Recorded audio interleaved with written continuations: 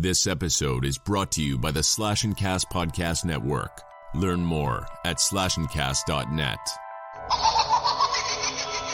There are legends around here. Who died and made you fucking king of the zombies? Even if only in their own minds. Forgotten, but not yet dead. I want to play a game. Some have tried to stop them, but they keep coming back. Don't let the door hit you in the ass on the way out. Coming to entertain you. They are the Crystal Lake Soldiers.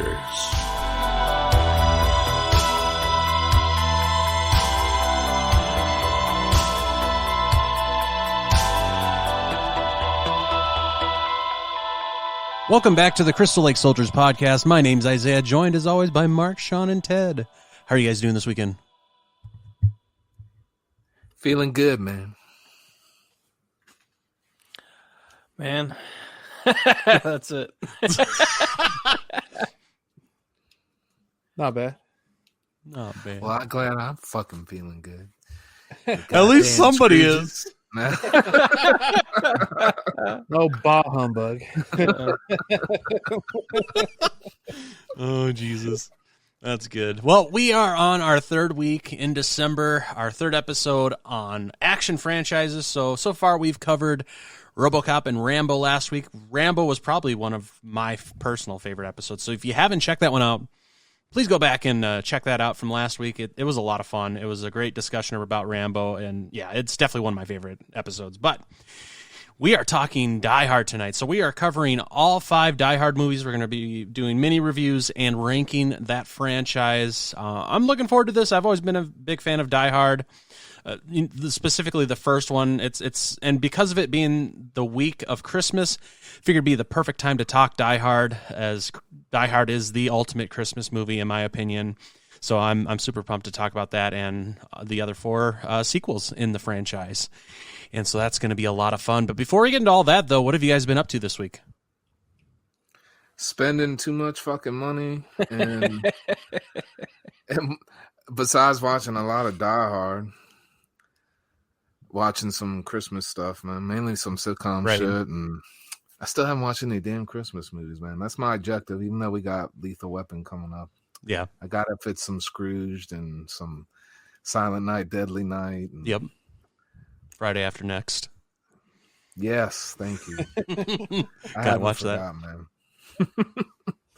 I haven't forgotten. But yeah, just watching Christmas stuff, man. Getting in the Christmas mood, which is fun. Even though I'm kind of broke, I'm still having fun. So yeah, I'm trying to make the best of it. It's a little different this year for everybody. So definitely. But all the assholes are still out shopping, so that's not different. No, it's definitely not. It might be lighter this year. I was like, yeah, right, man. Everybody's still doing the same old thing. Oh, we went out for Black Friday just for shits and giggles because we were still awake, and it was pretty much a ghost town at Walmart. It was crazy. That is wild. Well, at Walmart today, I waited in line for 40 minutes before I got to the register. So. Oh, Jesus. Crazy. Yeah. Normally, I only wait 20, so... Right? Well, it's because they got like 30 registers and only 2 people working. Yeah, well, they'll have quite a few, but everyone's like spaced out because of all the stuff going on, and so the lines are clear out into the clothing and everything else. So it's ridiculous. Yeah. Agreed. But I couldn't get shit delivered because that's just how it goes.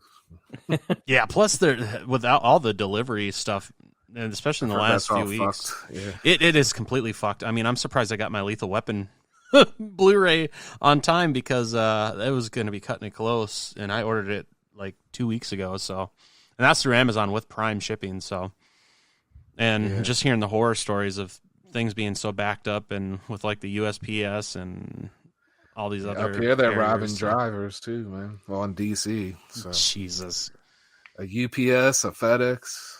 Darn. Yeah, they've been hitting them. I think people are desperate, man. That's just my opinion. Yeah, man, people were robbing fucking trucks trying to look for PS5s to steal. Yep. So I don't think ridiculous. people realize that at the beginning they only ship like 5 PS5s to each store. I think it's a myth. I don't think they even exist. Oh my god, that's good. No, Mark, I swear, I saw one once. I saw I think it's a misinformation campaign. My friend got one, man. I know a guy who's friends with another guy whose cousin's second nephew.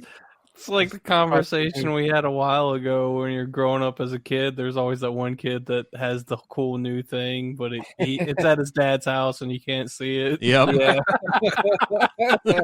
My mom won't let me bring it outside. God. That's so good. My mom doesn't want kids in the house. She thinks we should stay outside and play. Oh, man. You can't play the Sega Saturn. Mhm. It's like, well, nobody wants to play the Sega Saturn. That system sucked. Well, man, other than just watching Die Hard, I've been trying to keep up with all the Christmas events on these games that I play. Yeah. The Fortnite event is really fucking cool. Yeah. They've done so many cool things with that. They got this thing where you got a grenade that's a little snowman, and you can throw out like 5 little snowmen, and you can hide inside one of them. Yeah, I didn't know what it was, and then my partner was running around. He looked like a snowman, so then I hit the little thing where I was singing like I was in the chorus. And Yeah. That's It's funny. great. But I do want to say to anybody listening, while I got the chance, from one podcast listener to the other, you need to remember our show, because all the big podcast shows take this week off, and we're doing it here. We're here working hard for you because we love you all. Fucking A right. That's right. You are my sugar bears. Oh, yeah, I haven't done a lot of Christmas watching other than Die Hard, and just like last week, I've been having a blast. I love this. I love all these franchises we're doing this month. This is such a fun month for me, and well, I guess for all of us, really. But I will say I am looking forward to getting back to horror. Yeah. Me too. I've been feeling an itch lately. It's like, man, I want to I want to watch Silent Night, Deadly Night, and I want to watch, Black Christmas. And Yep. I got all my Christmas horror sitting there. I'm like, I'm digging into it. I have to. yeah. But yeah, it is having a lot of fun. But that's all I'm doing is playing games and watching Die Hard. That's it. Nice. All right, Teddy, what about you? I'll just take care of my sugar babies,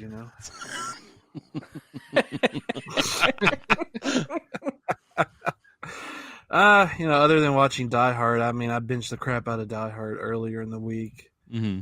I was done by Tuesday night because I was just doubling up. I love Die Hard. I just finished right before we got on. I did it because I was like, I watched the first one last Sunday before we recorded last week's episode. And I got home from work Monday and I was like, forget it. I'm watching Die Hard 2 and 3. And then the next night I got home from work. I'm like, forget it. I'm watching 4 and 5 too. Just there you double go. teaming those sequels, man. It was great. I mean, I had a great time doing it because I didn't have anything else going on really. Right. Besides those, got my Vinegar Syndrome order in the mail yesterday. Woo! That was awesome. Hell yeah. A lot of great movies. Fade to Black, Action USA, Martial Law 1 and 2, Beastmaster. Malibu High. I got a bunch of stuff. Got some slip covers for like Nightmare Sisters. Oh yeah, I got Witch Trap, which is what I've been wanting for a while. So Yep. I got a slip cover for Don't Go in the Woods since they released that. So some good stuff. Haven't even delved into it yet. I got to start that tomorrow. Yeah, pretty much it. Just real quick, I just wanted to mention we did get Fat Man from Redbox, the new Santa Claus Mel Gibson movie, and it's pretty good. Yeah, it looks pretty good, man. If anybody's curious about it, I'd definitely check it out. It looked like Payback combined with a Santa movie. yeah, I like the premise of it. Like I was telling Isaiah last night, it's like in a world where Santa's real and even adults believe in Santa Claus. It's like common knowledge that Santa exists and he brings presents to kids. It's pretty good. I can't wait to check that out. I really can. I've been waiting for that, and that's probably on my list to watch for this week. Because I also haven't really been watching a whole lot of Christmas movies, just with the action franchises and everything. So obviously this week I've watched Die Hard. Finished that last night. Besides that, I haven't really watched a whole lot of anything else other than I've been playing a lot of Among Us with some of the people from the network.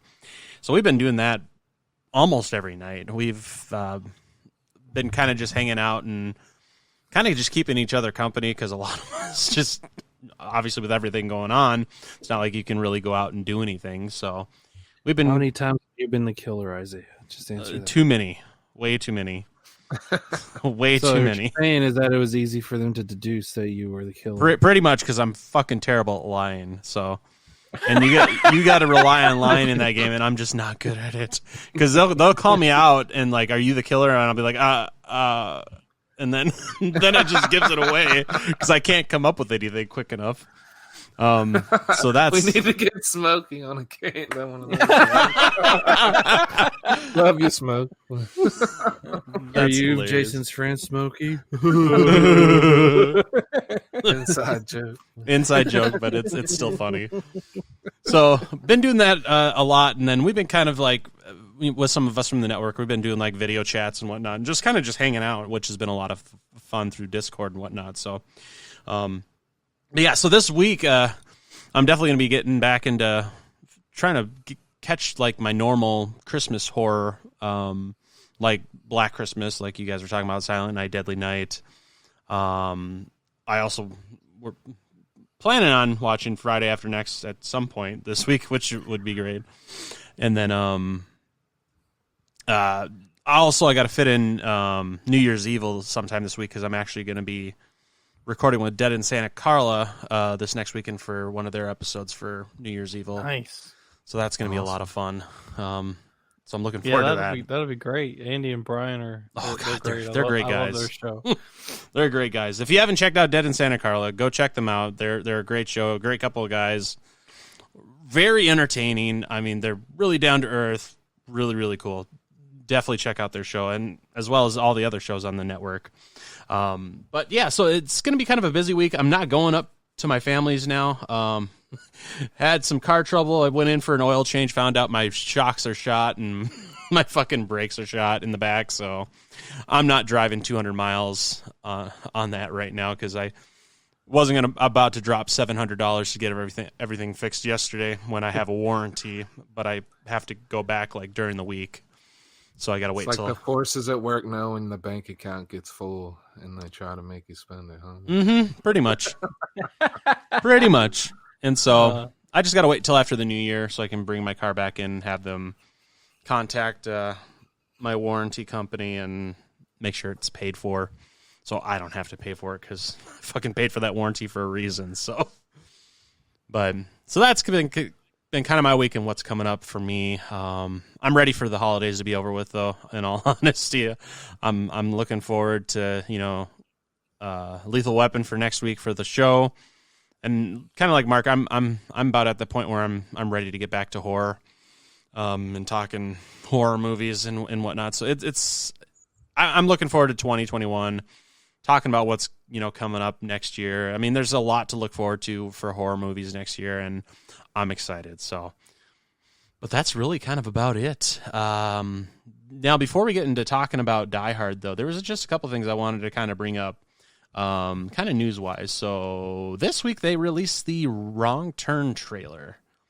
So this is kind of like it's I don't know if it's a sequel or a reboot, but it looks fucking good. It looks really, really good. Yeah, I still haven't watched it. I heard it was a reboot, but I don't know if that's true. Mm. I still haven't checked it out. I heard it was good, though. So Well, I don't true. know the point in redoing Wrong Turn personally. Could have just slapped a different I'm interested in it because it's written by the same guy who wrote the original, Yeah. who's also the same guy who wrote Halloween 4. Yeah. Yeah, I'll give it a chance, too. I just thought it was odd that they chose to redo Wrong Turn. But who knows, man? They redo everything. So. Right. Have you seen all of the sequels, Sean? I think it's time for a reboot. Got weird. That's funny because I I'm was just down just, with new movies personally and the reboots. I was It's just thinking me. on the way I home hear you. today after we went out of the movies, RoboCop aside, because I already had one of the movies we're doing this month. I was wondering which one was going to get a remake first. Well, this has been like in the planning stages for years. It's just now it's finally coming out. Yeah. But I mean, I'm with Sean. I mean, other than I'm interested because it's the same writer and the trailer Yeah, I did look didn't know good. that. Yeah, I didn't know I'm they still did with that. Sean. I'm tired of reboots and stuff, but Yeah. hopefully it's good. I mean, it looks good. You Or can always- remakes, reboots, always- whatever you call it. Always can deal with another good horror movie. Yeah. Yeah. Definitely. And so this is supposed to be coming to theaters for one night only on January 26th. Whether or not movie theaters are open at that point, so that remains to be when seen. movies do that, man. Well, it's a Fathom Events thing, and honestly, I mean, with how everything has been going, I mean, I'm surprised it's even going to theaters right now, especially But one this soon. night, Well, I mean, they did it with Devil's Rejects. They've done it with a lot of yeah, and I horror hated movies. it that time too because I didn't get to see it. Oh, you mean Three from Hell? Yes, yeah. Sorry, not Devil's Rejects. Well, I mean, Yeah. they I did know do what it you too, meant. but yeah, Three from Hell. Still, I freaking took off work for that. I was Yeah. like, forget it. I'm seeing Three from Hell. So I Yep. was like, I'm not coming in the next day. So yeah, so that's coming January 26th for a one night only showing, and then I'm sure it's probably gonna go Blu-ray and then video on demand not too long after that. I'm at least that's what I'm guessing. It's not like I'm saying this is what's happening, but that would be my guess. I could be totally wrong, so who knows? That all remains to be seen. But it does look, at least from the trailer makes it look fucking good. But we all know that trailers can be very, very misleading. But I'm hoping this is going to turn out to be a decent movie.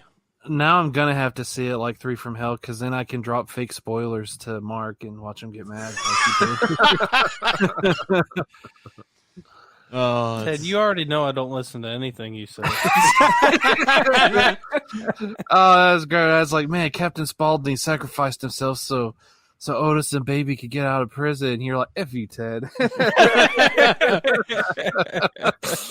oh great. man, that's so good.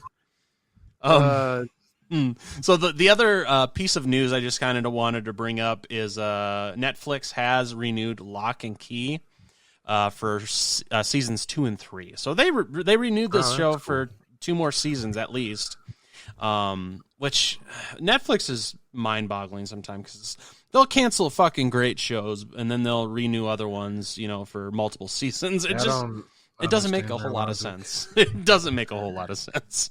I didn't watch it. My kids watched the first season of that and enjoyed it. So, I mean, I didn't watch I'll it because get it to see seemed some like a more. thing for kids. Yeah. Like I mean, it's like they canceled canceled Glow and they blame COVID for it, but you're like, Glow's a good show. Right. And didn't it win some awards and stuff too? if I I'm not believe so. mistaken? Yeah, so I'm like canceling that, but then this other crap gets renewed. Just like, whatever.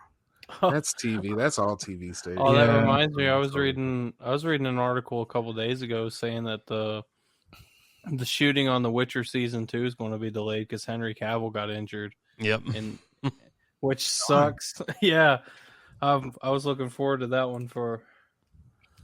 That's on my list. I haven't watched the first season yet. It is so good, Ted. Just like Stranger Things is so good. I probably watched. I was gonna say Ted will get to it in a few years. I've watched it probably 2.5 times already. I'm waiting for Stranger Things to officially end, so then I can just binge watch the whole thing. People at work, you guys are like, "Can't believe you haven't even watched this yet." I'm like, I'm just waiting. I'm waiting for the hype to die down for everything, and then I'll watch it, enjoy it at my leisure. Instead of having to binge a season and then wait like a year for the next season, I'm just like, At this rate, Ted, you'll be waiting like 10 years. Yeah. By that I am time, Netflix might not even exist anymore. Yeah, you never know. I'll just retroactively buy the Blu-rays from the Target. There you go. stuff or whatever. Those are cool Blu-rays, man. They look like VHS tapes. Oh, They're I pretty love cool. it. That's some of my favorite Blu-ray releases. Are the I'll tell you one show Stranger I'll Things. definitely be watching when it drops. Season 3 of Cobra Kai. Oh man. my god, I can't wait. The Friday that drops, man, I'm freaking binge watching that whole season. That whole season's gonna be done in one day for me. It's gonna be done in Yes. one day.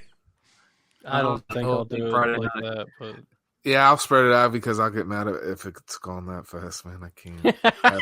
I'll do like 1 or 2 a day. Dude, I've just to try rewatched to that make it season 2 last. finale like 45 times because it's just great.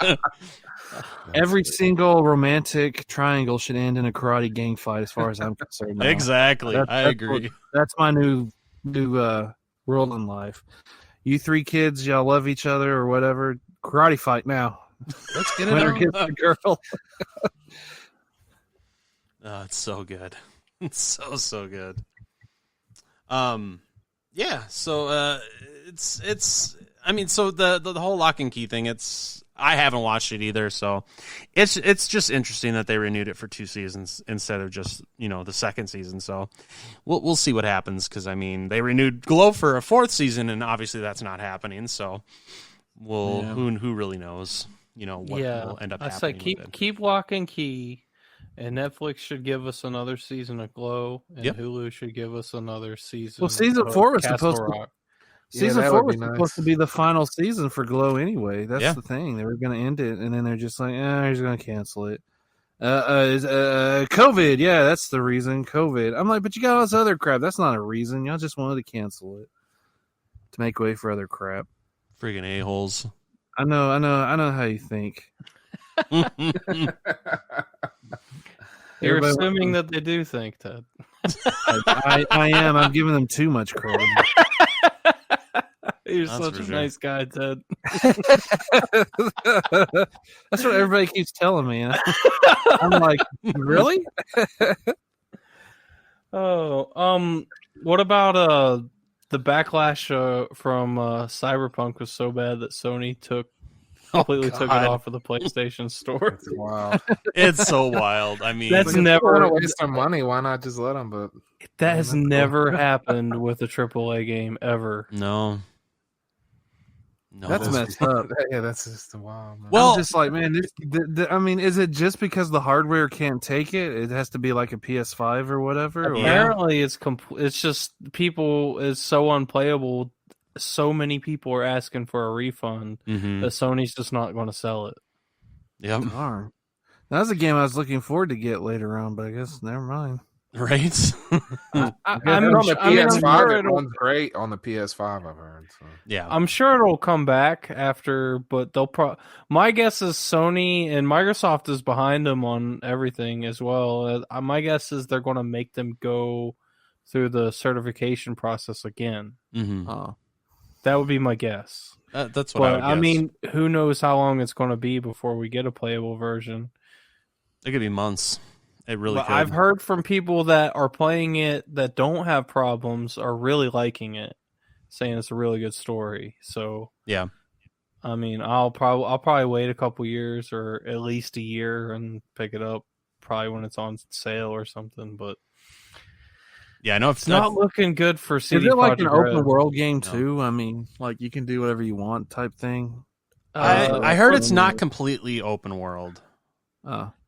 I mean, it's I don't. That's just what I've heard. That it's kind of like an open world, but not quite completely open world, or something like that. I haven't played it myself, so I really don't know. But it's not as open world as what people were expecting. I guess is how I should say it. So it's not like nothing completely, like GTA. Yeah, Not even close. Or like Skyrim or anything like right, that. right. So Well, that's kind of disappointing. yeah, it is. The thing with this whole Cyberpunk thing kind of reminds me of Assassin's Creed Unity when that whole shit happened. Because it's definitely not as bad where it was completely unplayable, but like when it had so many bad glitches, like they canceled their whole season pass for that game and everything. And like they didn't go as far as to take it off, the store and whatnot. But they definitely canceled like any DLC and everything that they had planned for that game. All I know is that Leisure Suite Larry never had any of those problems. It sure didn't. It really didn't. Oh, All right, that was a horrible joke, I guess. It's funnier in my brain when I said it.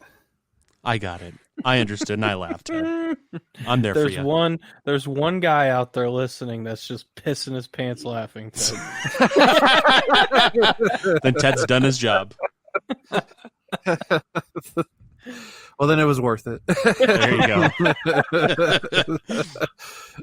Oh, man. Are you guys ready to talk about some Die Hard? Hell yes. Yes. Welcome to the party, pal. All right. All right, so we're going to kick it off with the OG Die Hard, released on July 20th, 1988, directed by John McTiernan. Cast was Bruce Willis, Alan Rickman, Bonnie Bedelia, and Reginald VelJohnson. Had a budget of about $28 million and grossed about $141 million worldwide. Trivia for this, the costume department had 17 different undershirts in various stages of degradation for Bruce Willis. So That is great. That was probably one of the funniest pieces of trivia I found. I just think it's great that they had 17 different like stages for that shirt for him. The scene where Bruce Willis and Alan Rickman meet up was unrehearsed, and it had a greater feeling of spontaneity between the two actors because of that. And then finally, the line where the guy's like, Hans, booby, was ad-libbed, and Alan Rickman's quizzical reaction was actually genuine because of that. He was like, That's great. So that was That I hilarious. knew. Overall, fucking great movie. Like I've said many times. Ellis. Shut up, Ellis. They're going to kill you. Shut up. You don't know me. Right. He's a hide-up, cocky idiot. Yep. Yeah, So well, he got- That's probably, it's up there. I'd say probably in my top 5 most satisfying character deaths in all of cinema. I fucking hated that guy. So show him the watch. Did you show him the watch? It's a Rolex. I'm pal. glad you brought that up, man, because I've seen this movie 1,000 times, and for whatever reason, I never realized the fucking watch was unclasped to make the fucking guy Gruber die. Yeah. I was like, I laughed so fucking hard, man. it's so I was good. like, oh, fuck your I think- watch. Yeah, that was one of the greatest like foreshadowings that they put in there. Yeah. This watch will come into play later. So Yeah, because what was the guy? What's his name? He was hitting on her. That's what he The was. head guy, the head Japanese guy. What was his name? I forget his name. Takeshi. Something like Something like that. Yeah, he was like, because after he did the whole show in the watch bit, he was like, "Oh, we can see the watch later."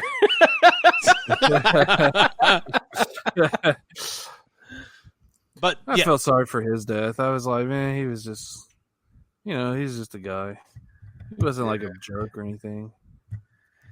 Yeah, he seemed like a decent person, anyways, but Yeah.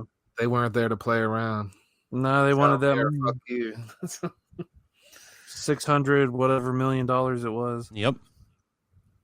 So this movie is definitely probably one of my favorite action movies of It's all one time. of my favorite movies. It's- Period. It really Oh, is, it's and, great. and it's like by far my favorite Christmas movie. Even beyond like the horror movies, like Silent Night, Deadly Night, Black Christmas. To me, Die Hard is the perfect Christmas movie, and I will die on that fucking hill. I fucking love this movie. It's the one movie. It's going to be on Isaiah's tombstone. It will be. Favorite Yippee Christmas ki yay, movie. motherfucker! I mean, seriously, this fucking movie is like the one movie that I've watched for at least 20 years every Christmas. It's my favorite Christmas movie, and it's such a good action movie. I mean, it's kind of. It is like almost the perfect action movie. I mean, I can't think of one thing about this movie I don't like, and where some of these movies can get so unbelievable with like the stunts and everything. This is a fairly believable movie. It's very grounded in reality. That's And- what I think too, man. For the most part, yeah. Say from one very key point in this movie Mhm.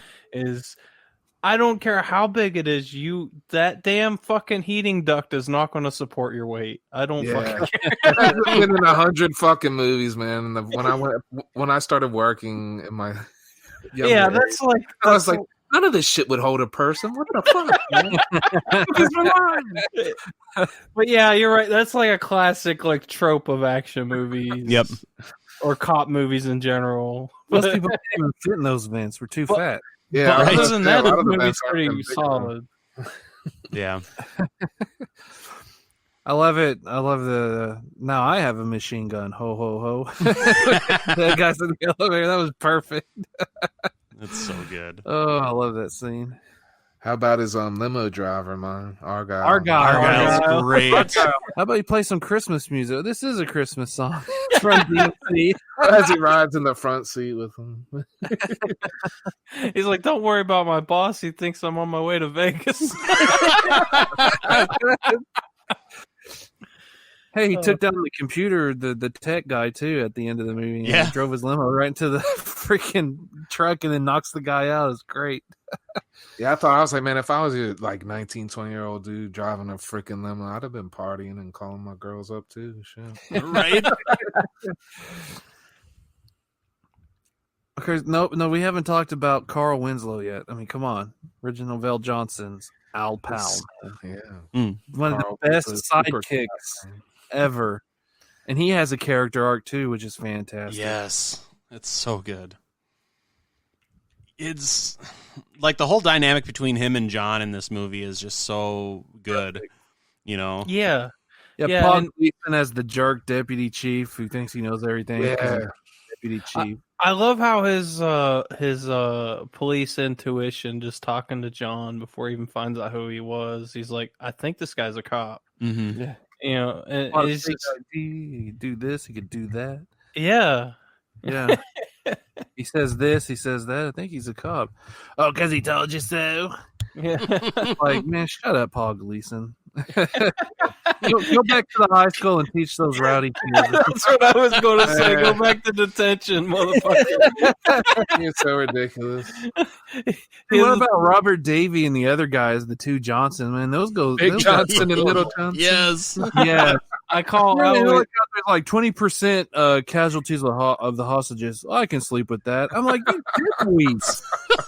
I'm glad y'all got freaking blown up. I can sleep with that. I like when after they blow up, Paul Gleason's like, I think we're going to need some more FBI guys. It was so good. Yeah, those guys were fucking crazy, especially the White Johnson. Yes. Yeah, Robert Freddy. Davey. He's Yeah. fucking nuts. He's like, just like Saigon. I was in high school, asshole.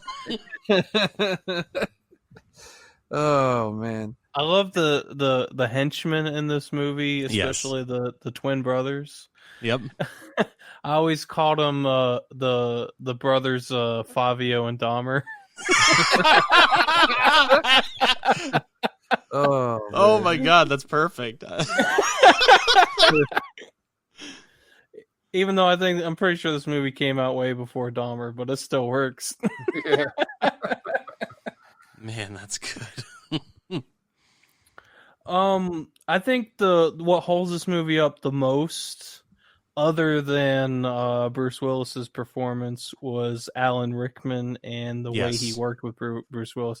Alan Yeah. Rickman, I don't think he gets as much praise as he deserves, because if you look at his filmography, the motherfucker has range, like Yeah, he's crazy very fucking far. range. He's a hell of a bad guy in this too, man. Heck, I'll never forget his awesome role in Galaxy Quest. I was going to say this. Like Gribhard's hammer. What a savings. Play the guy who just hates his life at that point doing this crap just to make money.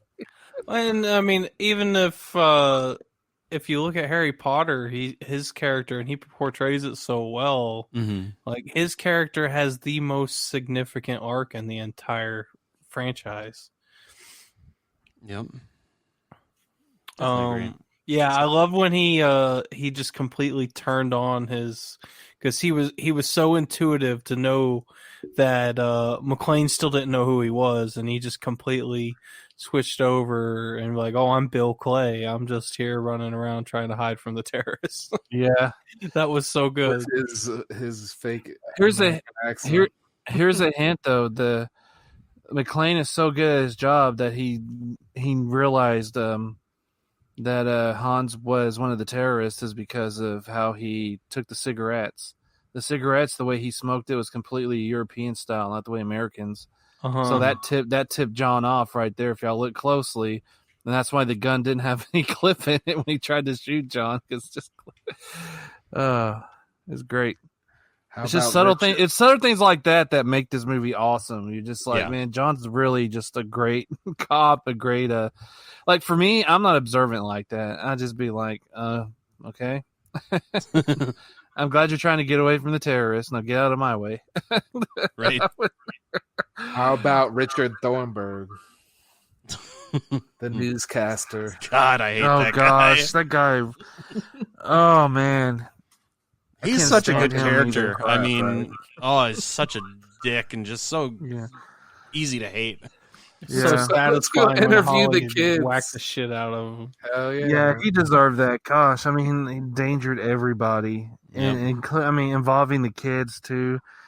Mommy, Daddy, I want you to come home. I'm like, oh gosh. I'm like, can somebody please just throw this guy off the building? Right? I mean, jeez. But it also makes it more satisfying in the sequel. Also, Yeah, Yes. that's why I wanted to bring him up to make sure we didn't forget him. Plus, she gets to have her moment. I think everybody at the end, after John does all the crazy shit, she has her moment, and then Carl Winslow, super cop, gets his moment where he has to shoots the shoot guy. the guy. Yeah. I can't even remember his actual name in the movie. I just call him Carl Winslow. It was Al Powell. Al Powell. Yeah. Okay. But yeah, I mean, he'll always be Carl Winslow to us. Yeah. Yeah. Definitely. Steve, go home, go home, go home. I don't have to take this. I'm going home. But yeah, I mean, like I said, his character arc about how he shot a little kid who had a toy gun, but it was dark and it looked real. And I mean, that's some heavy stuff, man, for basically this type of movie, which is just a feel-good action movie, you know? But I mean, it was great. And he's like, I never fired my gun again. And then he had to save John's life when the guy wasn't dead. Mm-hmm. One of the terrorists, not Hans, but just the long blonde-haired guy who Mr. wanted to kill John because John killed his brother. Yep. And he was just as tough as John, though, man. That motherfucker wouldn't go down either. No. Yeah. He was hung up in that fucking room. Just shot him, man. I thought it was great when he was hanging there and they're all coming off the roof, and you see they're like, "Oh my god, a freaking body!" You're in trouble. You just blew up a building. Shut up, Paul Gleason. If I was John, I would have been like, listen here, I want to speak to somebody who's competent, which is Sergeant Powell. So get the heck off this radio so I can talk to him instead. Right. That's what I would have said. I don't want to talk to you anymore. And how about Hans Gruber falling to his demise? Oh, that was great when Paul Gleason's like, I hope that's not one of the hostages. Got me. It was great. Oh. I think my favorite piece of trivia from this movie, though, is how they dropped Alan Rickman before they counted to 3, and so his reaction was genuine. So, that look on and it just looks so perfect. That's real shit. Oh, I loved after John dropped the body out of the window to signal Carl Winslow, and they start shooting up his car. There's a small frame when you see him backing up through the parking lot where you can see the ragdoll physics of the dummy flying off the front of the car. It was so freaking great. Oh, I like it how when they tell Pal to go check out the tower, and she said it was a code. Was it a code 9, which is a real police code for don't turn on your lights? So that was really cool that they kept the authenticity of stuff like that in too. That is cool. That's the subtle things in this movie that really make it great too. Just everything is, well, I say everything. Most things are realistic in this movie. Yeah. Yeah, good majority of the stuff in this movie is fairly realistic, which is nice. Because it's nice because it, like I was saying earlier, is a lot of times things just get a little too overdone stunt wise and just like totally unbelievable. That happens eventually. It does, and we'll get into that in the very next movie. Yeah, even that. But any other final thoughts regarding the first Die Hard? It's just amazing. If you haven't seen it, I highly recommend it. Just watch it.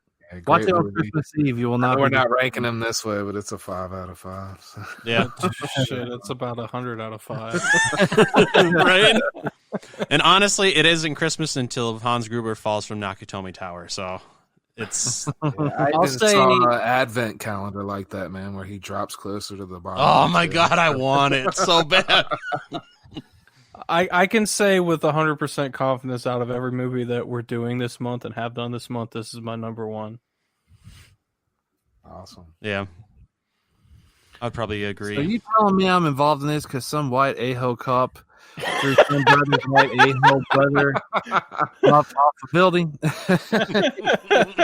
We're not there yet, Ted. Slow I down. know. I just had to say We'll get there. We'll get there. All right, let's take a look at Die Hard 2. This was directed by Rennie Harlan, released July 3rd, 1990. Cast, of course, Bruce Willis, Bonnie Bedelia, William Atherton, William Sadler, John Amos, and Dennis Franz. Had a budget of about $70 million, grossed about $244 million, so definitely raked in a little bit more money than the first one. So the general is from Val Verde in this film. So that's the fictitious Latin American country used in Commando as well. So they reused that. Black & Decker actually paid to have its cordless drill featured in a scene with Bruce Willis. The scene was cut, and so they sued 20th Century Fox in the first ever product placement lawsuit for a film. It was settled out of court for about $150,000. And then finally, the scenes with Bruce Willis running through the tunnels under the airport were filmed at a water treatment facility near Los Angeles. The facility has miles of underground tunnels, and they also use that for Live Free or Die Hard. So they use the same complex for both movies, so that's kind of cool. And also, it's got a couple cameos of some other people. So you've got like Robert Patrick. This was before Terminator 2, so before he made it big.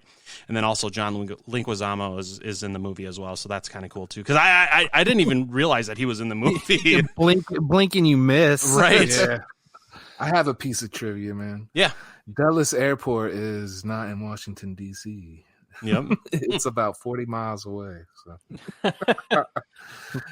you wouldn't know that watching the movie. There's a lot of logistics in this movie. That This and is don't forget, Reginald Vell Johnson did come back for 2 scenes as Pal. Yep. Yeah, I was gonna say, man. Unfortunately, Carl only the small his 2 return. scenes. Yeah. This is yet another movie that is tangled up in a lawsuit with Ted for not paying royalties on his naked Tai Chi. Dude, that's how I start every day, man. What are you talking about? That was like cool, like showing like this guy's physique and that he's like physically active and all this, and that he's a little psychotic too. Yeah, that's what I thought. I was like, look at this. Psycho. But when he did that quick, like little cutesy like ice skater spin around to turn the TV off, that was the single dorkiest thing I've ever seen a bad guy do in a movie. Right. All I know is that I could have done without seeing the Grim Reaper from Bill and Ted's butt. I could have done without that, man. Because I'm like, oh my goodness. I was like, I forgot about this dude doing this. It's been so long since I've watched Die Hard too. I completely just forgot this thing. Yeah. I thought it was hilarious. Well, let's talk about his name. What lame name does he have, man? Colonel Stewart. What Right. lame name for a villain? All right, Colonel Stewart. I'm ready to follow your evil orders. Oh man. He's What not about the necessarily the best bad guy. Like No. what he's up to is nefarious, but he himself doesn't come across quite so evil, if that makes sense. Right. No, they crashed the plane full of like just family. Yeah, they're doing shit.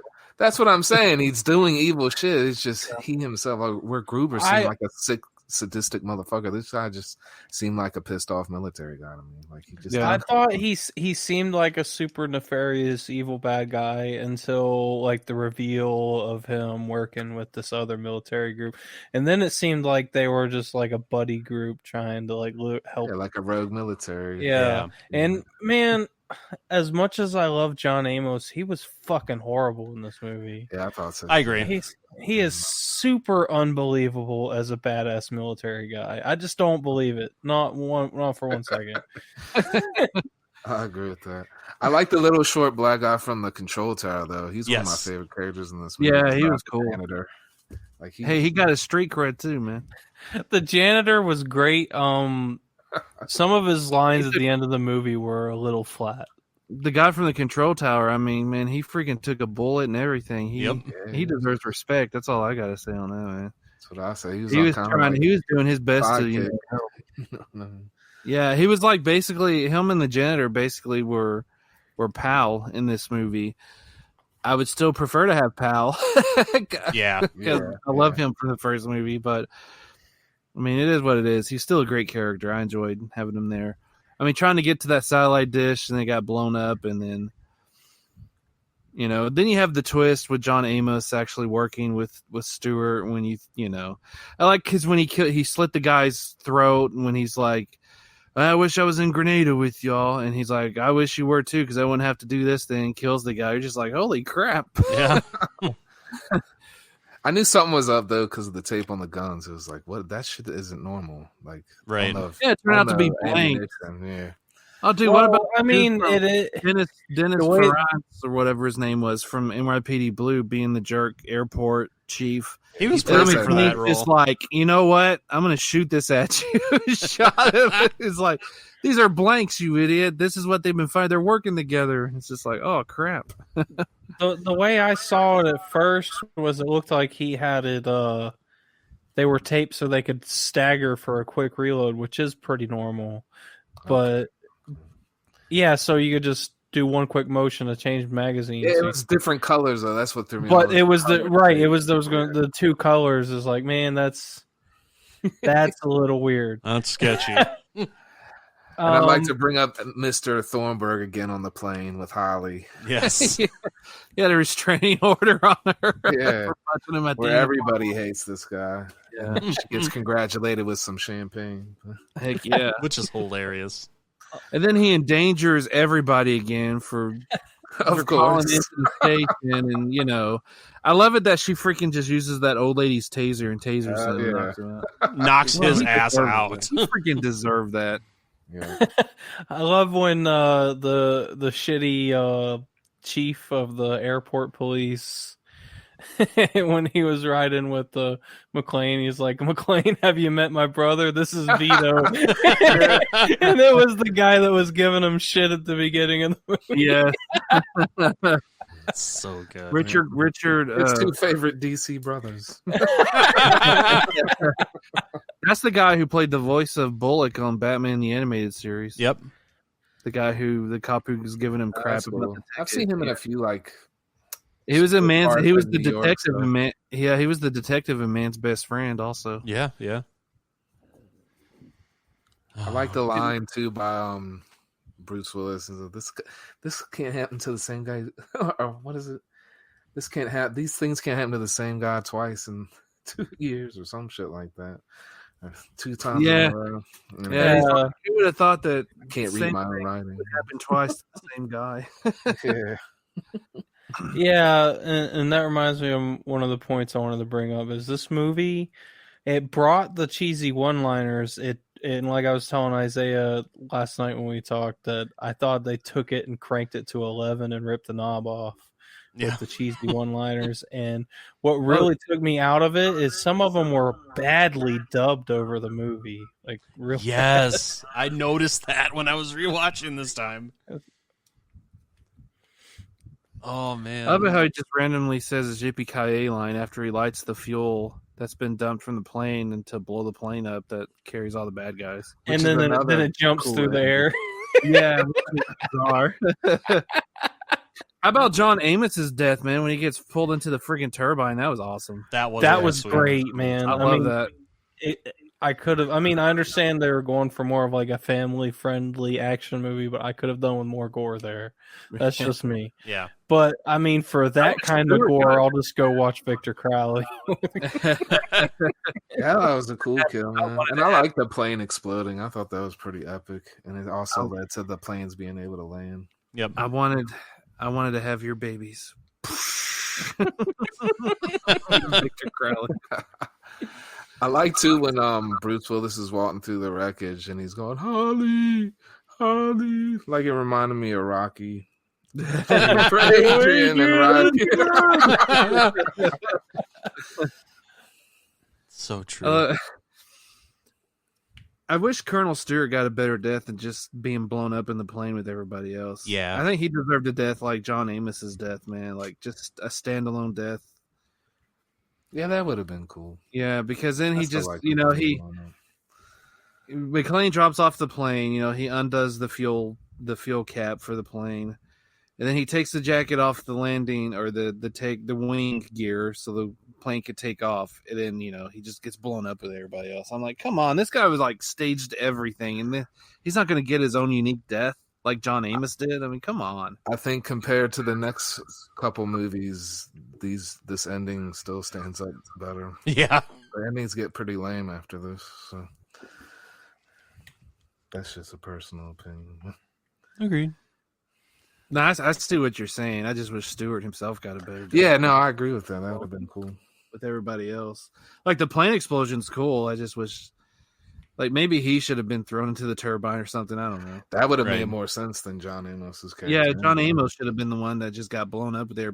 Because he comes in, like, pretty kind of late in the movie, him and his little front team. And then the twist, that they're actually working with Stewart and all this stuff. But then it's just like, okay, so why did he get, like, the cool death? Stewart's the main bad guy here. Because he's John Amos. Because he's John Amos. He was supposed to be the guy, because he came in and he said, I trained him, I taught him everything he knows, but he just didn't act like a guy. Like that was just a cover. He's like, I don't believe he really trained him.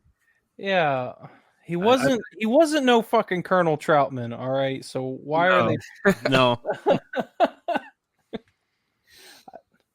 So John Amos, I love you, but you did bad on this movie. Aren't there going to be any more army guys? No, we're all that's needed. You're just like, wait, what? I will say this scene is pretty unbelievable, but I think it's pretty cool when he ejects himself out of the plane that's about to explode. Yeah. Yeah, that was lucky motherfucker. Man, those were the longest fucking grenade fuses in history. Right? Oh, it's so good. It's so good. Any other final thoughts regarding Die Hard 2?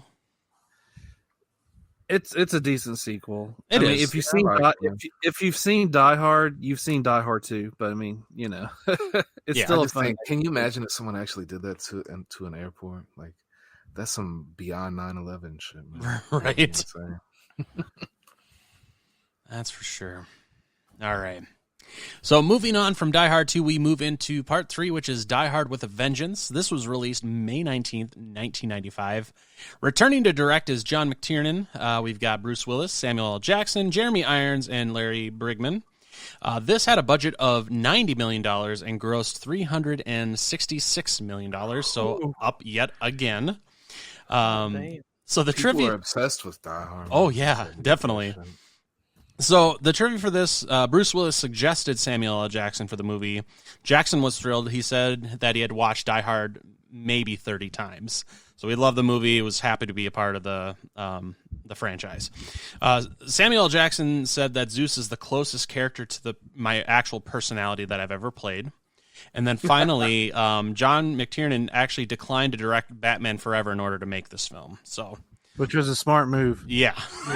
Oh, yeah. For sure. So I saw this in the movies, man. Yeah. I'm lucky enough to say that. I think I saw this one in the movies. Now, the thing with this movie is when I was younger, I actually hated this movie. I've actually come to love this movie, as I've gotten older and whatnot, and, appreciate a hell of a lot more than what I used to. But I did not like this movie when I first saw it when I was younger. So based off of, seeing the original Die Hard and even Die Hard 2. So, yeah, this is definitely one that's been kind of an acquired taste, at least for myself. And, yeah, I fucking love this movie now. Yeah, I've always liked it, man. Even though like it was a step away kind of from the first two movies because it wasn't at Christmas time. Mm-hmm. They kind of flipped it and went summer, and then instead of LA, they went to even though the second's in DC, they went with the New York, which I like how you get to see them running around New York City. I thought that was a unique way to go about it. Mhm. There are a lot of Christmas references in this movie, though. That's what I thought was funny, man. And I was like, even though it's not a Christmas, they bring up like he says a few lines from the other movies. And yeah, and the guy that was defusing the bomb at the end was singing 12 Days of Yes. Christmas. Yeah. And when John McClane was on the radio, he was saying, "You're looking for a fat man in a red coat." And Mhm. there's just so much in. Yeah, it's not only the Christmas part; it's a lot different than the others. I mean, second one's a little different, but the first two really only took place in one location. Yeah. And this one, fast pace. fast all paced over New all York. over New York City. Yeah. Plus, it has more of that buddy cop feel to it. Even though even though Zeus isn't a cop, it has that feel. It's a cop. It's a buddy movie. Essentially, they become friends. I mean, after all the stuff they go through together in this movie. I love how it just starts right into the action, pretty much, man. Yeah. Oh, yeah. Outside of a few scenes, it doesn't really let up. They keep going at you. So Yeah. I mean, and the movie's so fast paced that it's over before you know it. You're just like, holy crap, it's already done. Yeah. They're already handcuffed to the big bomb and the big cargo ship already. I really, really like Simon as a villain. I do too. yeah, definitely. I love the reveal that it turns out he's Han's brother from part Yeah. one. Yeah, great. that's cool. Great motivation. I love the little riddles that they have to figure out. I thought that was a cool Yes. aspect, man. Yeah. Simon didn't say. I love Zeus. He just dives down, get ready for an explosion. And it's like there's no bomb in that trash can. He's the first one that dives. Like, forget this. Dives, covers his head. And everybody's looking around like, what the? I love how they meet too, actually. In the crazy scene in Harlem. Yeah. where John Oh my has goodness, to- he's wearing the sandwich board. Oh man, that's Yeah. the best. I love stuff. the old lady's face when she walks by. I'm like, what the fuck? Who's this crazy white man? I love, man, Zeus and his nephews. That is great. He's like, all right, who are the bad guys? People who sell drugs, people who have guns. Why are you going to school? To get educated. Why are you getting an education? To get respect. Hey, now who's going to help us? No one. Well, who's going to help us? We're going to help ourselves. Who do we not want helping us? White people. Well, I mean, yeah, there's a lot of like racial tones to this, and it does bring up a lot of like real issues. And he brought up a point in the police station where he said, I helped you because if a white cop dies in Harlem, we're going to have 100 more with itchy trigger fingers up our ass. Yeah, that was and that's great. true. That was It's a great absolutely point from the Yeah. actual guy who was probably more racist than anybody. You know? Oh yeah, I'm not alleviating his sins, but I'm just saying he was Yeah. right. He was No, absolutely right for sure, man. Goes to my favorite line. You know what? You're racist. You don't like me because I'm white. What? But to To be fair, on the other end, if it was a black or Latino cop, they still would have been up their asses. yeah. Yeah, But top still, tier, that's one of dude. my favorite. That's probably my favorite lines. Just like, you know what? You're a racist. You don't like me because I'm white. What? Yeah. Just say, you know what? I don't like you because you're going to get me killed. I'm sitting there and I'm like, heck yeah, man. I'd be the same way. You're going to get me killed, man. He's like, I was just trying to save you from getting killed and I get roped into this crap. I love how excited the bomb expert too is at all the. Oh my god, it's like a fetish for him. Bro flips it on that chair blows up. You're going to be wearing that chair in your butt, man. The woman who said that's Colleen Kent, man, from Police Academy 2, Tackleberry's woman, man. That's who that was. I was like, holy crap. She That's plays the great New York cop too. I love her. Yep. Yeah. Women. It's so good. Of course, unfortunately, no pal. No, I was He's sad. done with the franchise. Yeah, unfortunately, it would have been cool to see a way to squeeze him in there. But Yeah. Yeah, Samuel L. Jackson is great. So you honestly, I mean, you don't even think about it till after you watch the movie. right. Yeah. Oh, Zeus is great, man. There's so many great lines in this movie. Listen, I'm sorry, Jesus. But Jesus, do I look Puerto Rican to you? Stuff like that. I like to after the fake bomb that you brought that up already, but I like how they're laying there and no bomb explosion goes off. And the guy's like, "Welcome to New York." And the other guy's handing Zeus some money and shit. Like, "Here, buddy, everything's gonna be all right."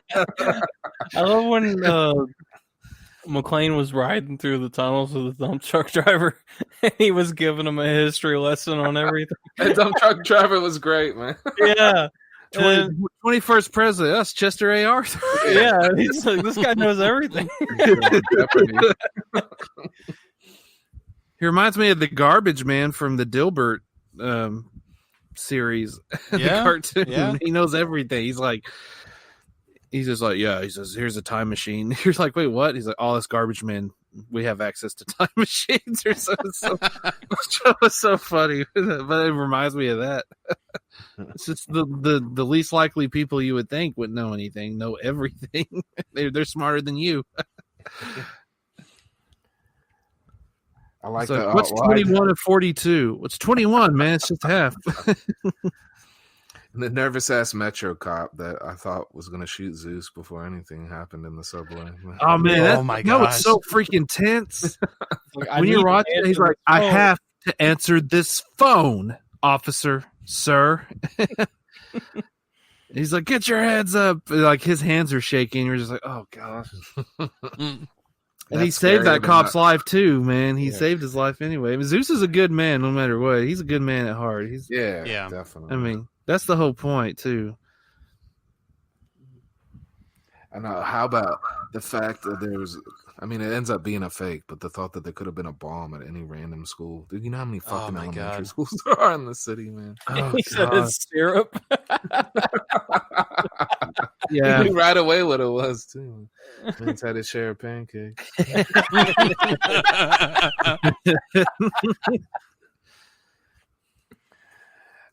Another Sean, moment don't shame a man who knows his pancake syrup. And I my might fair be, share too.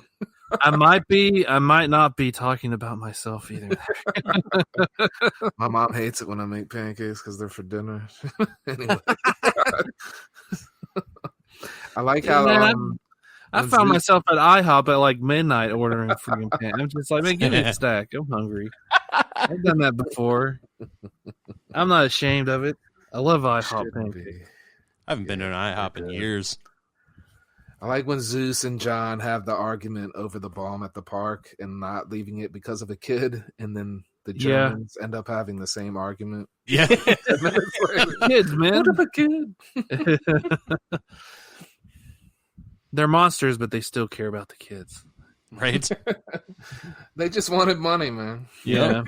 And kill a few adults in the way. Oh, It's not like killing kids. that reminds me, that heist. I never made this connection before. Until Grand I- Theft Auto 5. I was Is that thinking, what- yes, this is the heist from GTA Yes. 5. This is Exactly. Same equipment, man. I knew and it you were was going all to say using that. the sewer tunnels underneath the Yep. Federal Reserve. Yes. Also, the lady badass character was really lame in this movie. Well, what's She funny was hot- is she she's was kinda actually hot, but she was she's She had actually any a lines. no, and that's if that's you the thing. notice, She's if you not an notice, actual she had scars. actress. She had scars on her neck, so she probably couldn't talk because no was what she's been through. If you look closely, you see scars on her neck. So Yeah, I did yes. notice the scar tissue on there. So another piece of trivia regarding that, because she's actually not even really an actress. She's a music person, so she's like a singer and everything. And the reason why she got cast is because of one of her album covers, her picture on it, and they liked her look, and that's why she got cast in this wild. movie. That's And wild. yeah, that's the only reason she got cast. And like, she was glad that she didn't have any lines in the movie, but as they were going along, she really wanted to have lines, but it's probably for the best that she Yeah, didn't. That's I how didn't- everybody is, man. Nobody cares till you get on set, and then it's like, fuck, I want to be a part of all this shit. I didn't That's have a still- problem with the actress. I just thought the character was kind of wasn't needed. I see what you mean. Yeah. It was just kind of filler, is what it more, Yeah, what more or about less what seemed about the like. twist? I mean, like McClane knew. McClane's like, man, I know this family. It's not just about this, man. It's about money. That's It's what it always is. about money. Yep. How about it's the It's same as almost that like playing rob something but make it look destroyed? Same exact Yeah. fucking plan. Mhm. And how like Simon doesn't really care for his brother, but it's like the principle of the matter to get McClane. And John finally gets his aspirin after looking for it all day. Yep. Yeah, All for it to backfire for the bad guy. for Simon, he's like, "Here, keep the bottle." Talk about Jeremy Irons, man. He was fantastic as Simon too. Yes. Just like Yeah. Alan Rickman was great as Hans. I mean, Jeremy Irons was great too. And then you have that weird ending. for weird him, though. pseudo sex scene that started happening before they got interrupted. It just came out of nowhere. You're like, what the heck? Yeah, I don't know. The ending, like, I thought it should have just ended different. I don't know, man. I don't like the ending. It's just weird. You know, originally the original ending was Simon got away with with all the money, but then John ended up tracking him down I watched and it. then like loaded a shotgun with shells or whatever and made him play McClane says. It was Yeah. like a weird down. I watched it. I didn't. I mean, it was okay. I don't know if it was better or not. Like the Blu-ray I had the scene on it. Yeah. It just. I mean, at least you got to see him get killed. I thought the whole, hey, we just showed up here and John's and Sue's laughing from the helicopter. I don't know, man. I just didn't care for that. Like Zeus wouldn't in reality, Zeus wouldn't even be there. Exactly. No. It looked like they just flown from the location they were at previously. Like, I don't know. shoot the power lines, and they fall and the helicopter crashes and blows up. You're just like, okay. And then The Zeus first is like, two, it just seemed so, he's like, call your wife, man. He's like, man, she was married to you. She's got to be one stubborn woman. But I'll tell you, this movie's freaking great. yeah, I really love is. the movie. It's just Yeah. that ending. No, yeah, I mean, it kind of comes out of left field too, because they're just like, man, we don't like this ending we shot with McClane Yeah, doing the it's so McClane fast stuff. paced and so much going on, and then it was just like, oh, and here's this ending we threw in. Yep. Yeah, For me, what really makes this movie is what made the first movie was the witty banter back and forth. Yep. And then in this movie, you got it between McClane and Simon, but you also got it between McClane and Zeus, which is great because I mean, out of like movie stars, who's better at talking shit than Sam Jackson? There's not many. There's not many people. yeah. Man, he's made that into an art form, man. We Oh talked yeah. about- Hey, Sam Jackson, he's just great. He's great to watch on screen. Definitely. Any final thoughts regarding this? It's awesome. I agree They're 100%. awesome. It is a fucking As far as awesome movie. I'm concerned, the Die Hard trilogy is great. Yep. I was going to say, I mean, you know, we'll get into that, but I always thought Die Hard was perfect as a trilogy. Yep. Yeah. I agree. Well, let's go ahead and let's talk about the last two movies here. So we're going to talk about right now Live Free or Die Hard, which was released on June 27th, 2007, directed by Len Wiseman, has Bruce Willis, of course. You have also got Justin Long, Timothy, I always forget how his last name's pronounced, Oliphant? I say Oliphant. I Oliphant, don't know. or whatever it is. Maggie Elefante. Maggie Q, and then Mary Elizabeth Winstead. Kevin So Smith. oh yeah, Kevin Smith as well. Yes. So this movie had a budget of $100 million and grossed over $388 million worldwide. So the pieces of trivia for this one, the elevator shaft sequence was not in the film's script when Len Wiseman was hired as the director. He added it because he wanted to kind of associate it with the original Die Hard. So that was kind of a nice little touch to kind of do a callback to the original movie with that. It took 4 months to assemble and combine the archive footage of past American presidents, from Roosevelt to George W. Bush, to create the televised warning from Gabriel. The goal was obviously to create it kind of like a ransom note. So that's amazing that it took them 4 months to create That's that wild. one video. I feel sorry for the poor person who had to sit through all those presidential speeches. Mhm. How boring could that be? Very, but it was very Yeah. creepy. It was a good outcome of it. I mean, that video was very, very. It's well very done. ominous. Yeah, and then finally, the plot point of McClane having to rescue Lucy was carried over from a rejected script from Die Hard with a Vengeance. So kind of nice that they kind of incorporated that into this to kind of involve his kids now as they're adults. So that was kind of a nice touch. So, I mean, overall, this movie, it's not the greatest movie. I still actually enjoy this movie. It's definitely the longest Die Hard movie. I think it's a little too long, because the theatrical version is almost 2 hours and 10 minutes, and it seems like it's too long. But I'll tell you one big difference for this movie is whether you watch the theatrical or the unrated. That makes a difference, I believe. It does for me. Yeah. Well, the unrated version makes it feel like a Die Hard movie. It's not, it's not filtered. Right. I really hated this movie when I first saw it because I didn't see the unrated till much later. Yep. So I was like, this doesn't even feel like Die Hard. Even though the action is fun, like, I think it's a decent action flick. I don't hate the movie. I just don't feel like it's a Die Hard movie as much until you see the unrated. Then you get some yippee-ki-yays and a little bit more of the blood and stuff. Yeah. So that helps improve the situation, man. Yeah, somewhat. But I still think they went so over the top with the CGI stuff. You got some really cool scenes, and the next movie's even worse with how they handle it. But at least he gets hurt somewhat in this one when he gets thrown through the shit. See, and with this, I mean, the truck driving up the ramp was unbelievable as well. But him jumping on that the was plane and shit was cool. But I don't know, man. That should just something like it belonged in Michael Bay movie or some shit like that. Yeah, see, with this movie, it did go a little too over the top with the action and the stunts and whatnot. I still feel like it felt like, to me at least, a Die Hard movie. Kind of. It still had that kind of sense of Die Hard in my opinion. But it was just too over the top for me. But definitely the unrated version is the only version I prefer of this movie. So yeah, definitely. And that made it feel like Die Hard. And that's in stark contrast with the next one, because the next one I prefer the theatrical versus the unrated. Next one, I don't. So I'm right there with you on that, man. But we'll get into that. This was the first time I watched this movie since it came out, and my recollection was that I didn't like it, and I watched it again. I actually really, really like this movie. I like it a lot. Yeah. I like him and Justin Long together, man. Yes, I really like Justin Long as he was great. His character was great in this movie. But it's got a lot of staples that I think Die Hard needs to have. You got the witty one-liners. I really like Gabriel as a villain. I thought he was a really good villain. Yep. For me, what makes it a Die Hard, which the next movie doesn't have, which is a huge fucking hit on it, in my opinion.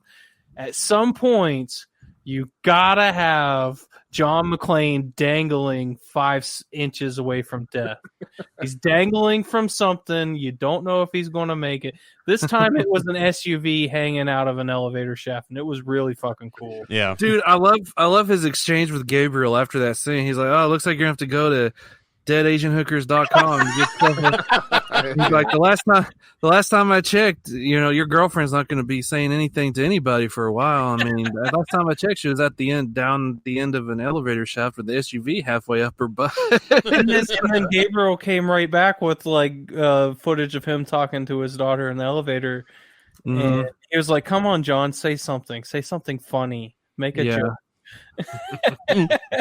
Yeah, when you mess with somebody's daughter or child, I mean, that's whoa.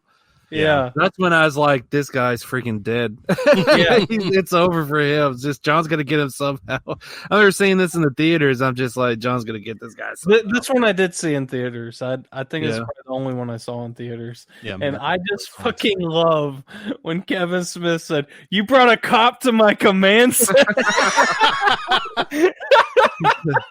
I love it. He's just like, "What are you, a fan of the Fett?" Yeah, but I like Star Wars mostly. Yeah, I'm more of a Star Wars guy. Oh, he likes Star Wars. Get him out of my.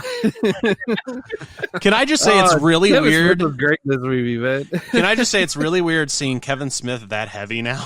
Like just in the last few years of him losing all that weight. He definitely slimmed up quite a lot. And you know what I was thinking watching this movie?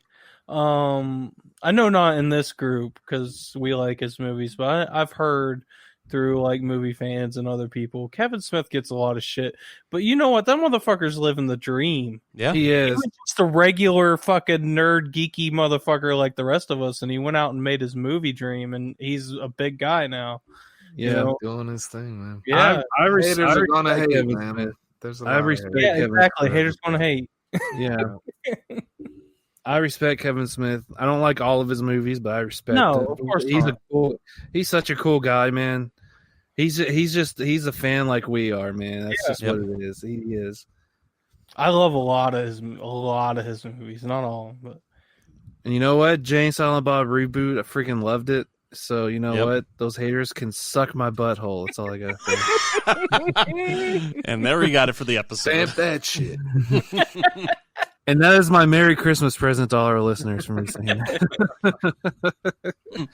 But yeah, I mean, part 4, it's not a bad movie. I like it, you know, and I like you know, we've all said the unrated version is the way to go on this.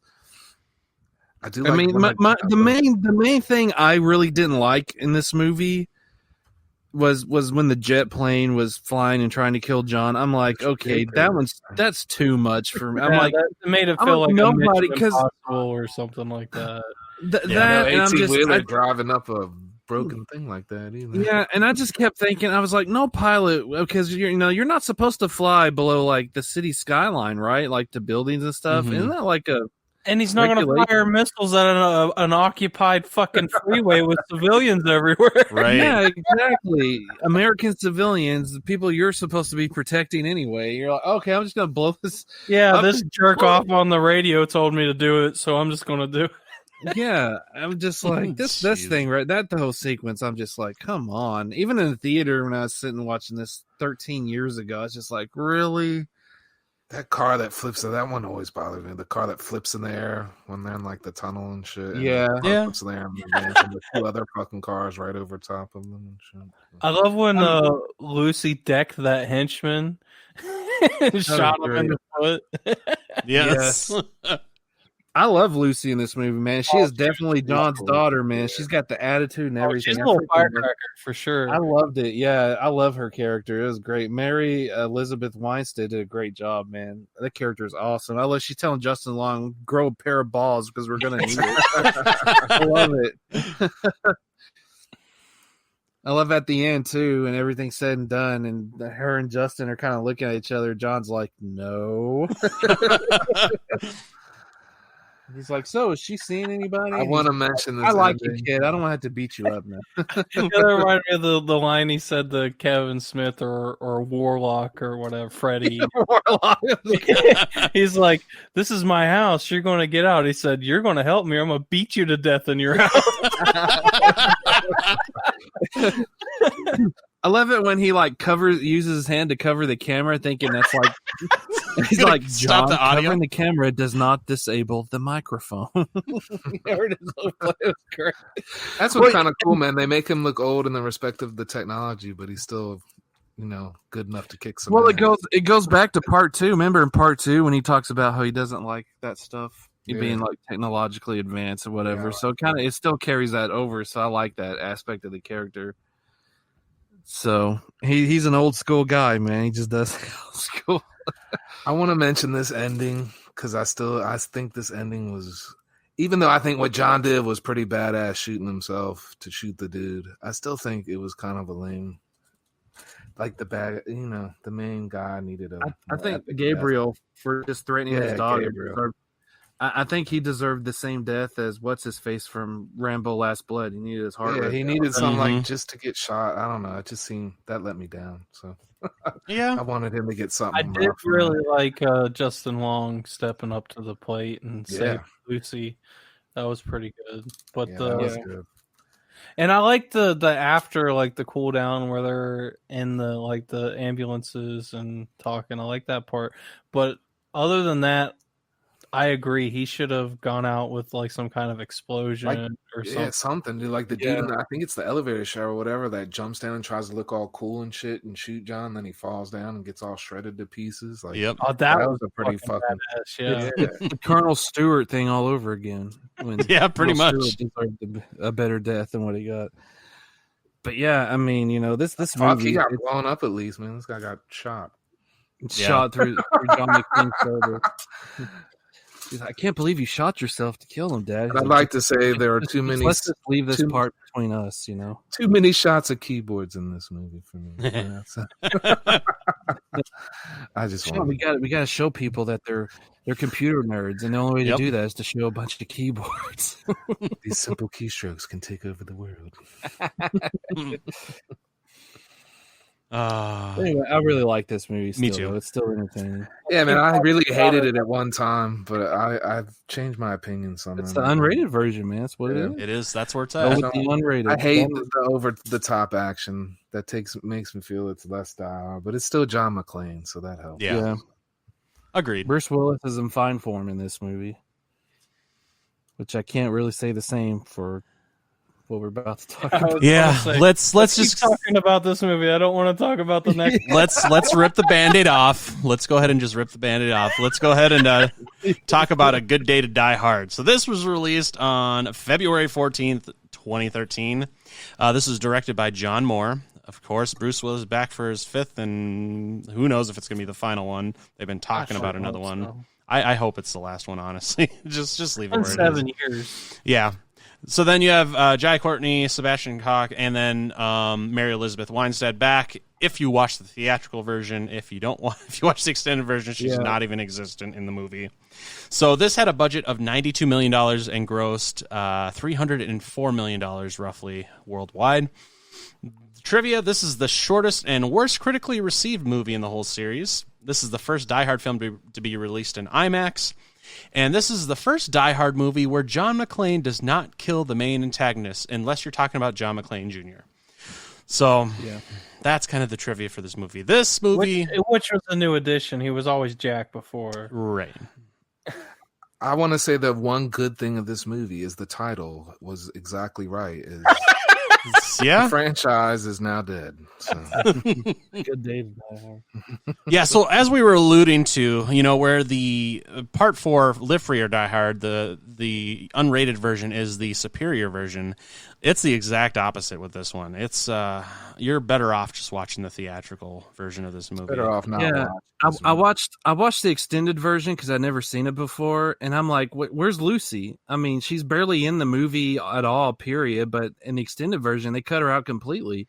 Yeah, I watched it extended, and I didn't even know that was a thing until you guys said so right before we started this. I was like, Right. I felt robbed completely, to be honest. Yeah, she's the one who drops him off at the airport. They have a nice conversation. In the extended version, you just see him getting out of the car, and the camera's set up to where you don't even see who's the driver.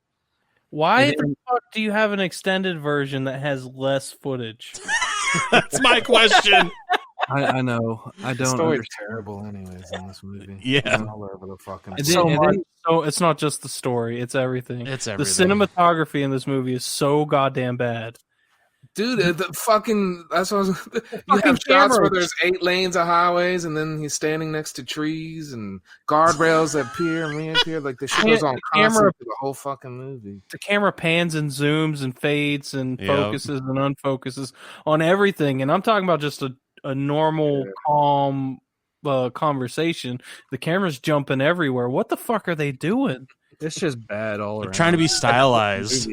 They're trying to be like a Mission Impossible or a Bourne movie or something. The movies that I don't like watching anyways. Right.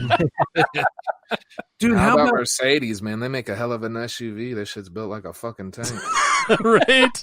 That motherfucker driving over the damn cars like it's a fucking bridge. Get the fuck out of here. How about throughout the entire movie, John keeps screaming, "I'm on vacation," but I'm like, "You're not, though. You went to Moscow because of your son." I know. I kept thinking that too. It doesn't even make any sense. It's like they're trying to make it his catchphrase, but I'm like, he already has a catchphrase. It's yippee-ki-yay. Well, they were trying to allude to in. I don't think it was in the last movie, but the first 3, he always had something to complain about. In the third one is oh, I had a headache, or in the Well, the Yeah, second I one was this can't be happening to me again. It's like in all the movies, he has something that he complains about throughout the entire movie over and over. And I think that's what they were trying to do, but they failed. It's just Because forced. it doesn't make any sense because he wasn't on vacation. No, he wasn't. No. He went there to see his son, to see why Yeah. he was in prison. Every big scene, it's like, I'm on vacation. And you're like, what? No, you're not. And the CGI action in this is it's even more over the top than the last one. And what bugs me a lot is like they put them through shit that should have honestly just killed them, and they don't even look like they were hurt or scratched or anything. They just get up and walk away. Like, and then one of the best parts of Die Hard is watching John look like shit at the end because of all he's been through. Mhm. You know, honestly, it just looks like he's on vacation. Right. There's nothing Right. that is happening. It's just a bad movie. It's The one thing I do like about this movie, I will say, you have Lucy back in the few scenes if you watch the theatrical, and there's some big guns in this movie. Now, I mean, I'm a guy. I like big guns. Yeah. I don't know if that says anything about me subconsciously or or what that I'm, That's for a compensating. later episode, Ted. Mhm.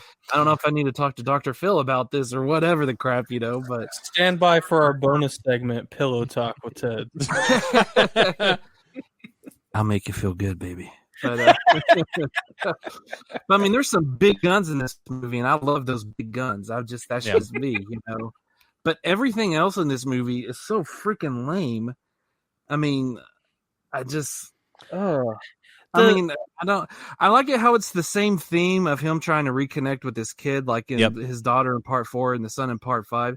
I really would have loved a 6th movie, which brought his wife back and they like get together and, like reconcile fully, get back together. And then like something big happens and they all have to, it's the whole McClane family having to take down, that would have been cool. It That would didn't. be cool. And it could have been like a cool ending to the franchise. Here, it's a freaking whimper. This movie didn't have the definitive bad guy. It didn't have the one. It bad kept guy that switching. was a super antagonist. You think it's this politician, this Russian politician guy, and you're thinking, oh well, this guy that Jack is supposed to be protecting and getting out of the country or whatever. Okay, but then they meet up with the daughter. Oh, she turns out to be a traitor and a bad guy working with this guy. But then that guy turns out he's not really the bad guy. He's just And an the guy's idiot cat wanting dad. money. Wow, And then the guy that they're supposed to be protecting turns out to be the bad guy. Him and his daughter planned the whole thing, and then they killed the Russian. And it's just like, oh my goodness, this is freaking horrible. There was no banter back and forth between John or his son and No. a bad guy. The only bad guy was the only banter was, you were a bad dad. Yeah, so you were a bad son. Oh, Yeah. and that's it. Yeah. I mean, honestly, he almost doesn't even feel like a full John McClane. Even No. It doesn't feel. It just seems like a shell of a character, awkward. honestly. It just seems like number one, the writing's horrendous in this movie. I mean, obviously, you don't have the wittiness that is the usual for any Die Hard movie. Even the last one had some good witty, moments. This one is very dry, in my opinion. It's not enjoyable with regards to like the character development, the banter, the dialogue. Everything's just kind of dry, other than the action scenes, because there's some decent action scenes. But even then, it can't save this movie because of how badly written it is. It's like what Mark said. This whole movie is trying to be like a Mission Impossible or Bourne movie with all its little twists and turns. That's all it is. It's just like, it's a sign of a lot of action movies anymore. So. yeah, It is. unfortunately, but yeah. Honestly, the coolest scene in this is when the bad guy finally does get his due, because I mean he gets fucking torn up by the fucking rotor blades in the That was helicopter. awesome. But it's not Something even a little John McClane callback doing it to- though. That's the problem, is it's his son doing it. It's like Yeah, it's not John doing it. It's Jack. Yeah, It exactly. seemed like they were trying to do a passing of the torch, so Yeah. the next Die Hard was going to be Jack McClane. But Because- nobody wants to see Jack McClane. No, We want to see John. right. Right, I was saying because he went off the building like Hans did in the first movie, and Yeah, I know. I the felt like slow- that too. Oh, when they were trying to it set felt up. like It was- that it was It was like like the combined deaths of parts 1 and 2, and they just throw him off the building, but then he still gets cut up by a by an aerial vehicle. Which again, I wanted more gore on that. Yeah. And then John and him just jump off the building. They're just like, or they jump out of the helicopter or whatever, and he's just like, yippee-ki-yay. You're just like, gosh, it's not even context. I did love how John was fine after they landed and everything, and he waited until Jack called him dad to say, "Yeah, I'm here." Yeah. I think that's good. the most John McClane thing he did in the whole movie. Being an a-hole. Sucks because they returned to the R format, even though I feel like 4 probably had a little bit more in it. Well, Yeah. and this is the shortest out of all the movies, too. I mean, it Yep. just, you have so many twists and turns in such a short running time. You're just like, whatever. Yeah, which leaves for a really fucking forgettable story. Like who It is. cares? It is very forgettable. Uranium bullshit. No one cares. No. It's like what I said. It's just all these twists and turns are so stupid. It's just like, oh, this Russian politician is the bad guy. Oh no, the daughter is a bad guy working with the real bad guy, but that guy's not the real bad guy because the daughter and the guy they're supposed to be protecting. There's just lots of bad guys, Ted. It is, and it sucks. I like one main bad guy with this henchman. I don't need all these twists and turns in a Die Hard movie. It's just not Die Hard. Yeah. The twist and turns in Die Hard is like, oh, you think the bad guys are doing this because of this, but really it's because they're robbing this, or it's just like even Gabriel in Part 4. It was all about money. It wasn't about the infrastructure of the country being susceptible to attacks. You think that's what he's trying to prove, but no, he's trying to rob. Yep. The freaking country. It's just, but this movie, nah, it's man. It's like, I don't give a crap. I don't care. This movie's a bad Die Hard movie. It is. It really is. Good day to die hard. Well, I'll tell you, when I saw it, it was not a good day. They had to watch something else. So the movie is actually insulting us for watching it. There you go. That's how I felt when I watched it. I was like, these fucking guys. I really did not want to watch this.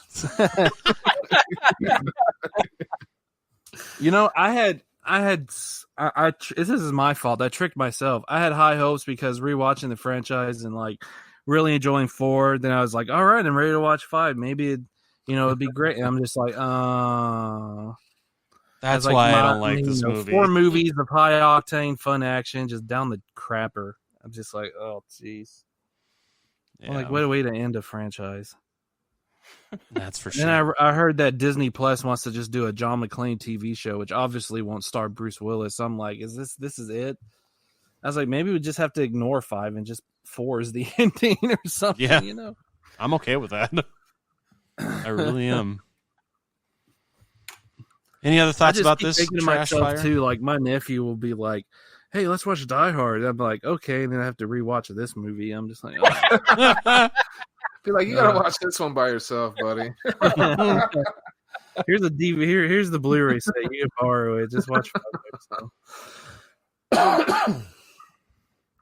Any other thoughts about this so much dumpster when fire? I bought the Blu-ray set 3 years ago. I bought the one that only had the first 4 movies. That's funny. That's hilarious. I bought the one that has all 5. It was like nearly 2 years ago because it was on sale, and I was like, with Disney buying Fox, this might not be available on disc for like ever again, or whatever the case may be. So I'm glad I finally picked them up 2 years ago. Disney can have it. Disney could have a good day. I want the other 4. Yep. Yeah, right. All right. I think it's enough talking about this movie because this movie is a downer. I feel just gross talking about it right now. So why don't we go ahead and rank these 5 movies? How would you guys rank the Die Hard franchise? Honestly, man, it's 1, 2, 3, 4, 5. Okay. 3 almost took second place, but the ending falls flat. So I don't know, man. For whatever reason, I still like Part 2 a lot. So I just ranked them in order, man. That's honestly how they fell for me. Okay. Man, it's hard. I mean, I before watching it again, I thought that was what I was going to do was in order, but I think I really, really liked 4, so I'm gonna have to go 1, 3, 4, 2, 5, and it's it's hard for me to rank them, man. Well, I mean, yeah, it is outside of 5.